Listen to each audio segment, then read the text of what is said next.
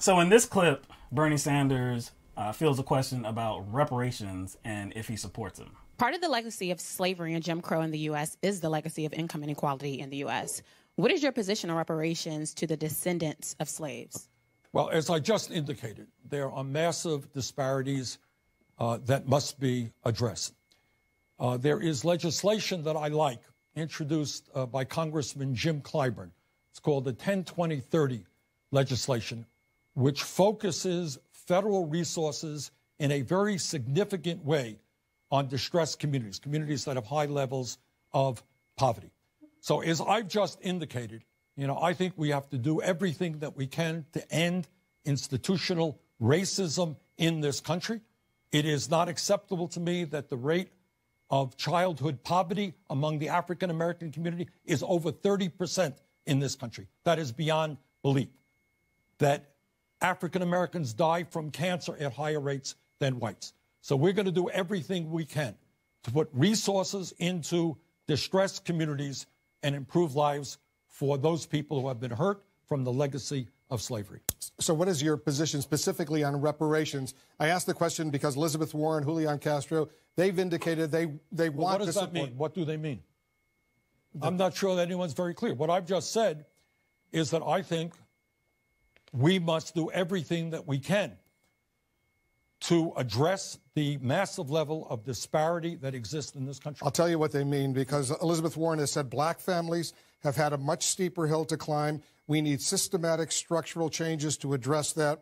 Julian Castro has said, I have long thought that this country would be better off if we did find a way to do that, reparations. Well, I agree with what Elizabeth said.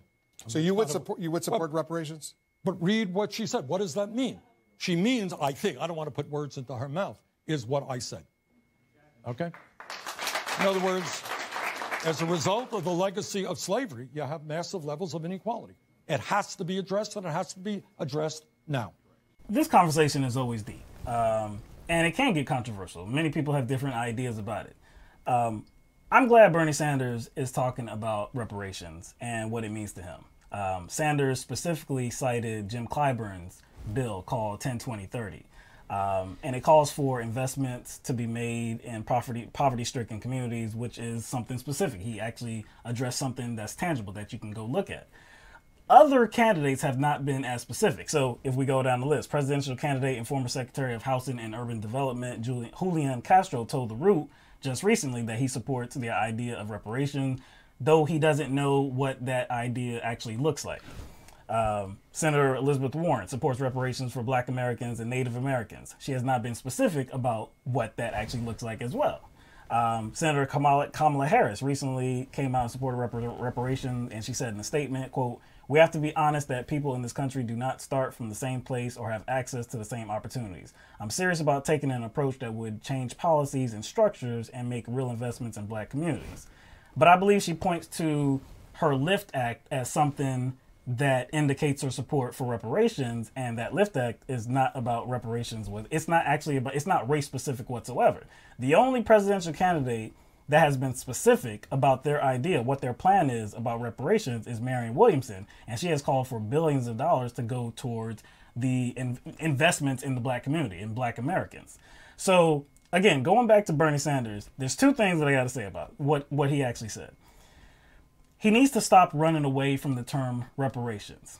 I understand what he's trying to say. And again, he did point to something specific. But by him not actually welcoming the term reparation allows others to characterize him as being somewhat soft on race relations or race issues. Like it's not comfortable for him to talk about it. All he actually has to say is that, yes, I support reparations, and this is what I mean by that. So if he's clear that what his ideology is that, yes, he supports repairing what happened with slavery, like the evil institution of slavery, if he supports repairing that issue, doing something about it, even the aftermath after slavery, if he supports doing something about it, then he supports reparations.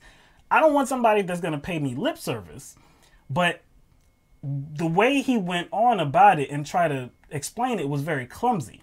Just go into it, say, yes, I support reparations, and this is what I mean by it. Now, the second thing I have to say is that him being specific about his idea of reparations, the Jim Clyburn's bill is not reparations. It doesn't look anything like reparations. Again, it does call for investments in poverty-stricken communities. And this was an article that was written about it back in 2016. And the formula is pretty simple. At least 10% of a federal program's funds should go to counties where 20% of the population has lived below the poverty line for 30 years.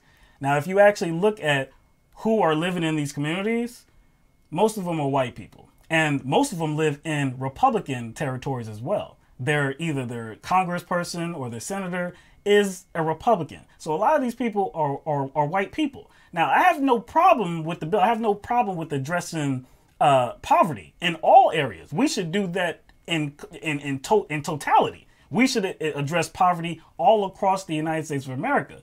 But if you're having a conversation about reparations, that's a totally different conversation. Again, if you support the idea of reparations, make that case and make it clear and concise so that you can actually sell that. Like, we live in a world of sound bites. His running on about it and kind of clumsily explaining it, that's not going to sell. A short soundbite like, yes, I support reparations and this is what I mean by that, that is what would sell to the American people. Just be clear about it. But if you're talking about reparations, you're going to have to go to a different area than Clyburn's bill, because that is not anything like reparations. Hopefully he was just using Clyburn's bill as a reference point. And it could be.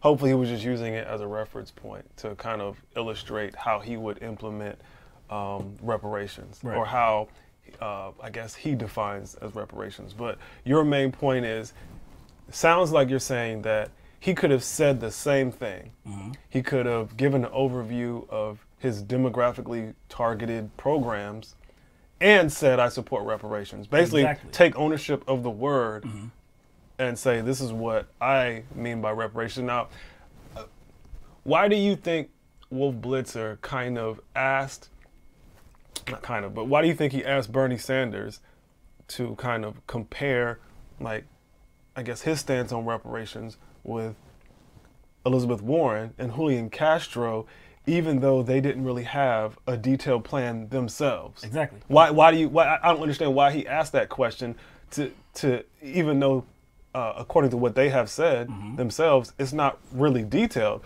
All they have done, whether it be Kamala Harris, Elizabeth Warren, or Julian Castro, was kind of give an overview of sentiments that have always been expressed in regard to, like, some sort of targeted change, mm-hmm, a targeted change directed at a certain demographic to kind of reverse some of the, I guess, the oppression that was felt by that group of people for a long time. Like, that's all they really did. Yeah. It's very simple. Those three that you mentioned, they didn't run away from the word. They clearly said, yes, I support reparations. But like you said, they were not specific whatsoever. Bernie Sanders, even though he was much more specific than them, he didn't actually, he didn't welcome that word. And that's not going to play well. Just say that this is my idea. I support reparations and this is my idea. Now, again, if you are real about your support of reparations and doing something specifically to redress what happened in the evil institution of slavery and the ugly aftermath, that preceded it, but that followed it, you're going to have to go to a place that is actually race specific. And again, even though anybody could support this initiative by Clyburn in addressing poverty-stricken communities, anybody could support that. That's not reparations. You know who did support Clyburn's bill? Who? Hillary Clinton. Hillary Clinton supported it in 2016. You know who else did? Paul Ryan.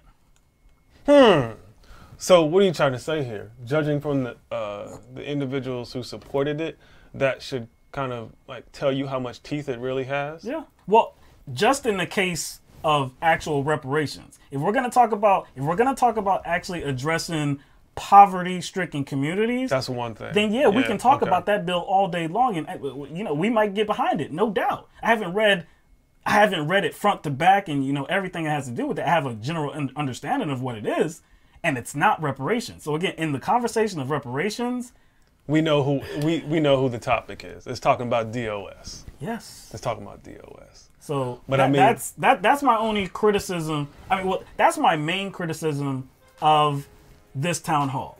Again, it seems like he does support the idea of reparations. He just needs to be clear about what that actually looks like.